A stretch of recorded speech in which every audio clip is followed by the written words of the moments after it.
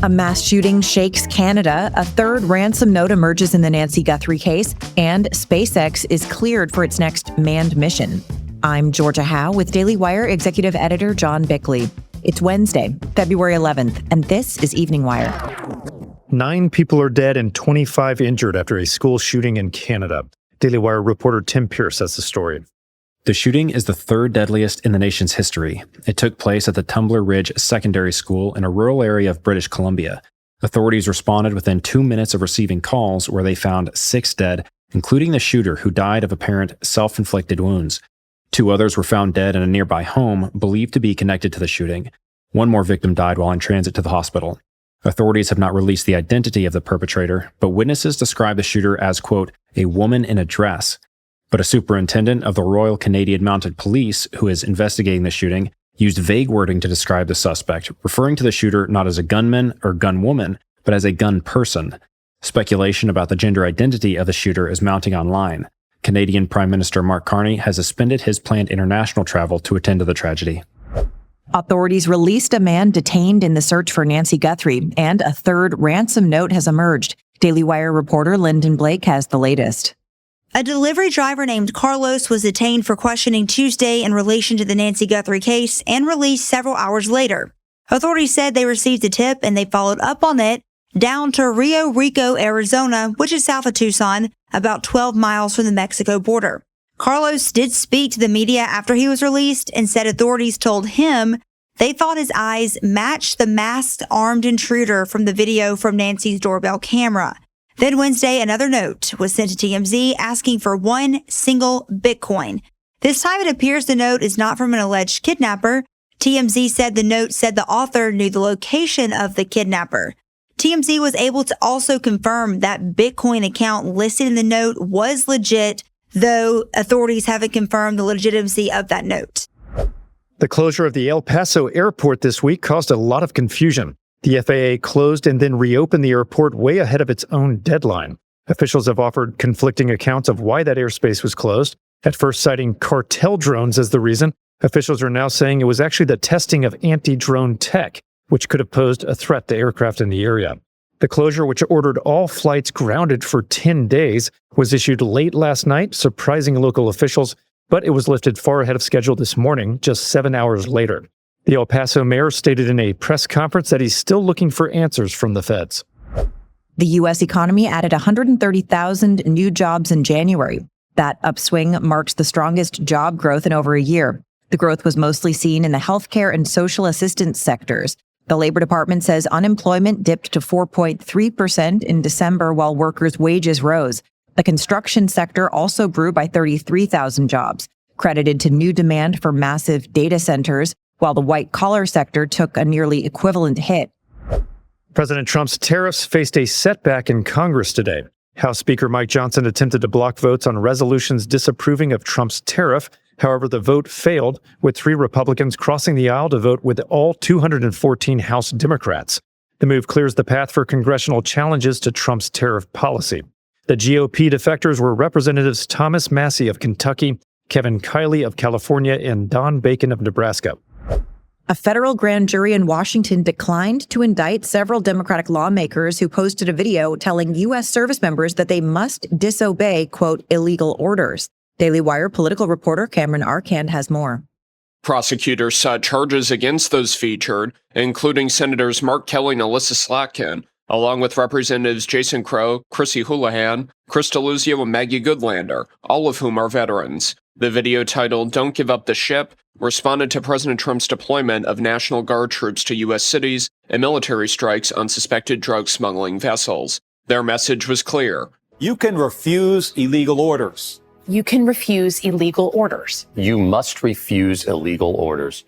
President Trump called the lawmakers' remarks seditious, and U.S. Attorney for D.C. Jeanine Pirro pursued the case.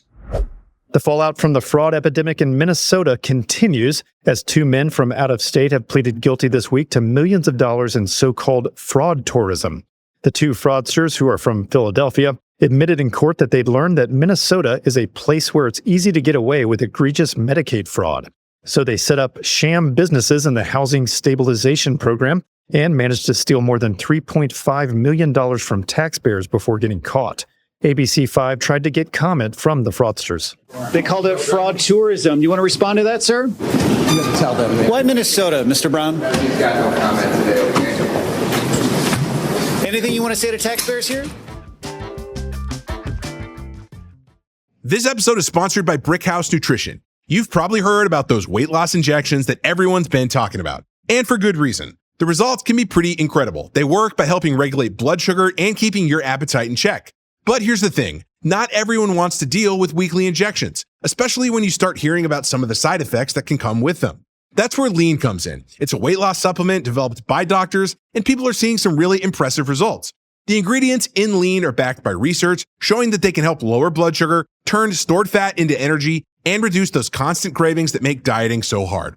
This stuff is no joke. I am one of those people that eats sometimes a lot when I'm stressed. But once Lean came into the picture, I was able to rein in my cravings. Let's get you started with 20% off and free rush shipping so you can add Lean to your healthy diet and exercise plan.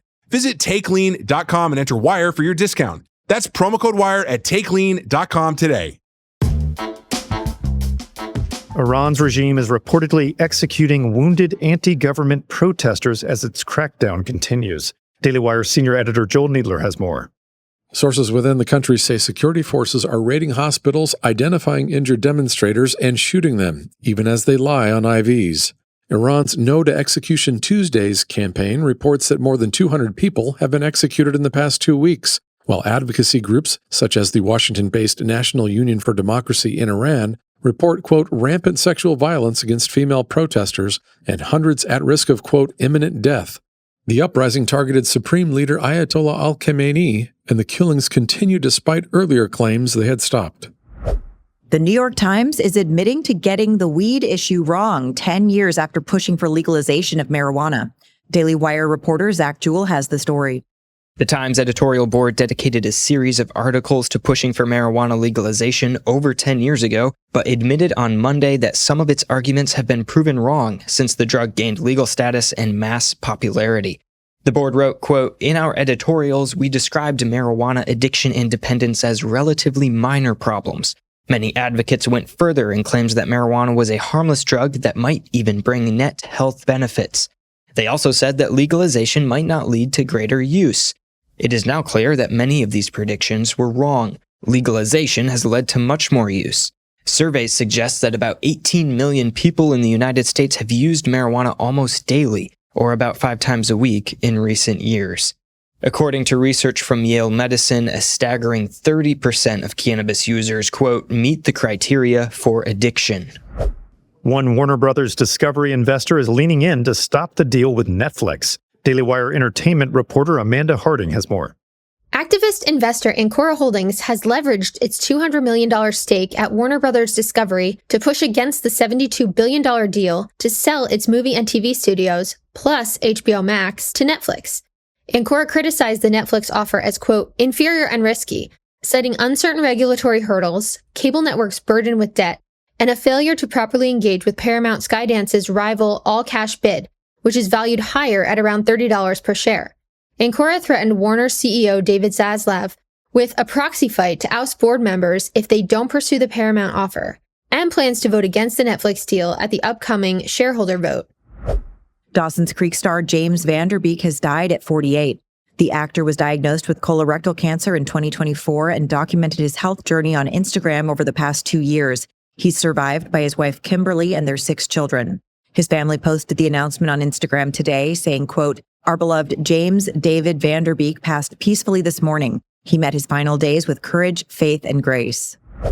And SpaceX's next manned launch mission has been cleared for this Friday, February 13th. Daily Wire assistant editor Nathan Gay reports. The FAA cleared the flight of the Falcon 9 rocket following a brief grounding order due to concerns over a technical issue in the vehicle's upper stage. The mission will send 4 astronauts to the International Space Station, 2 Americans, 1 Russian, and 1 French. The arrival of the new crew members will bring the staff of the ISS back to full numbers following the early departure of several astronauts last month due to an undisclosed medical issue. The launch is scheduled for 5:15 a.m. this Friday from Cape Canaveral. Those are your drive home updates this evening. To learn more about these stories, go to dailywire.com. And in case you missed it earlier today, we covered some major stories, including the intensifying search for Nancy Guthrie, Democrats sparring with Trump's immigration chiefs, and the Epstein files sparking a firestorm in the UK. Thanks for tuning in. We'll be back tomorrow morning with another full edition of Morning Wire.